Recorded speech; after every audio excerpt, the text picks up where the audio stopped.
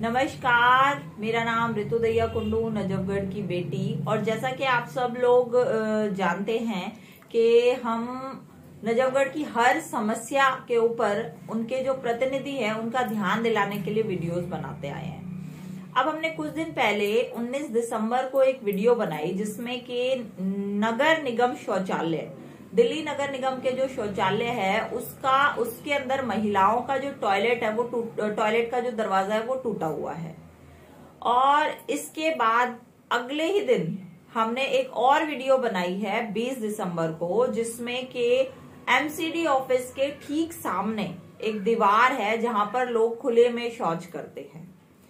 तो आंटी आप एक बात बताइए मुझे, इसके 2 कदम की दूरी पे एमसीडी का ऑफिस है। हाँ, क्या उन लोगों की कोई जिम्मेदारी नहीं बनती इस चीज को? पूरी जिम्मेवारी उनकी है ना। हाँ। एमसीडी में बैठे हैं, यहाँ पर चेयरमैन बैठा है, यहाँ पर डिप्टी चेयरमैन बैठे हुए हैं, सारे निगम पार्षद आते होंगे, यहाँ पर सब लोग आते हैं, यहाँ पर प्रवेश वर्मा तक आते हैं। और यहाँ पर ये हालत क्या उन लोगों को आंटी दिखाई नहीं देती होगी?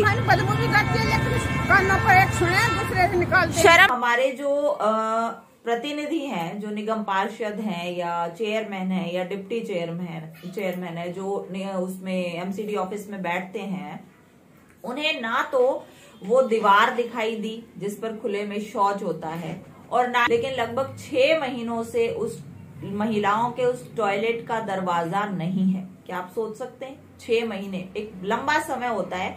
क्या इस 6 महीने के दौरान कोई भी निगम पार्षद वहां से नहीं गुजरा?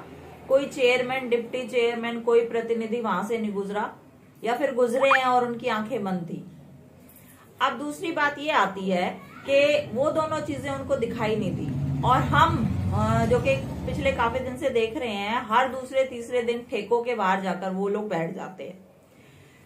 अब बात ये है कि अगर ये लोग वाकई में काम करना चाहते हैं, अगर ये लोग वाकई में नजफगढ़ की भलाई के लिए सोच रहे हैं, तो सिर्फ वो ठेका ही दिखाई क्यों दिया, जो कि उनके अंडर भी नहीं आता है, जिसके लिए उनको काफी मशक्कतें करनी पड़ रही हैं। वहां जाकर बैठ जाते हैं हर दूसरे चौथे दिन। लेकिन जो काम इनके अंडर एक्चुअल में आता है और जो ये कर सकते हैं, महिलाओं के टॉयलेट, दिल्ली नगर निगम का जो टॉयलेट है उसका जो दरवाजा लगाना है, इतना कोई बड़ा काम नहीं है, ये लगाया जा सकता है ना ये दरवाजा तो।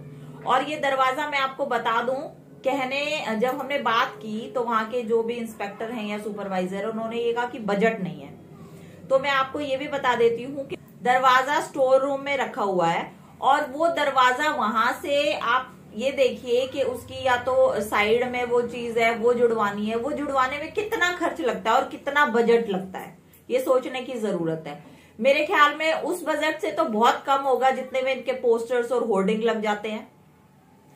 अब बात ये आती है कि अगर ये लोग वाकई में काम करना चाहते तो ये इनको वो दरवाजा भी दिखाई देता और एमसीडी ऑफिस के सामने वाली दीवार भी दिखाई देती, केवल ठेका दिखाई नहीं देता।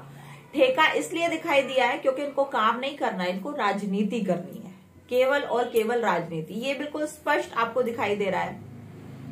अब थोड़े दिन बाद आप देखना शुरू हो जाओगे, शायद आज से ही आप देखना शुरू हो जाओगे, नववर्ष की बधाइयां आएंगी आपको, ये मकर संक्रांति की बधाइयां आएंगी, ये इतनी सारी बधाई के जो पोस्टर्स ये लोग लगाएंगे, इसके लिए बजट कहां से आता है? और ये पोस्टर और होर्डिंग उस जगह पर क्यों नहीं लगाए जाते कि आप यहाँ पर खुले में शौच नहीं कर सकते हो? ये उस गंदगी के पास इस तरह के पोस्टर्स हमें क्यों नहीं दिखाई देते कि आप यहाँ पर गंदगी मत फैलाइए? ये पोस्टर्स हमें कहीं पर भी काम की जगह पर क्यों नहीं दिखाई देते? केवल बधाई बधाई बधाई।